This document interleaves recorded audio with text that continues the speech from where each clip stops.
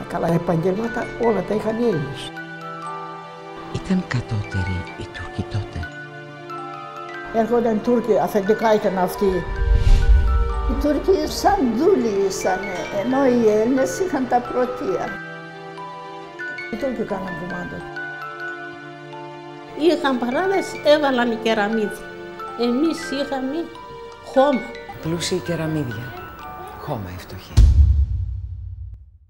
Εκείνη την εποχή γινόταν η μάχη του 22. Τόσα χρόνια, τι καλά περάσαν. Άρχισαν ορισμένοι να μας μισθούν. Ήρθε λίγο τότε, στάγαν θάλασσα. Ξεκινήσαμε για εξορία. Τα μάτια τα έχουν φάει τα γεράκια. Όταν μπήκε να πούμε ελληνικός στρατός και μετά ήσανε τα έσω.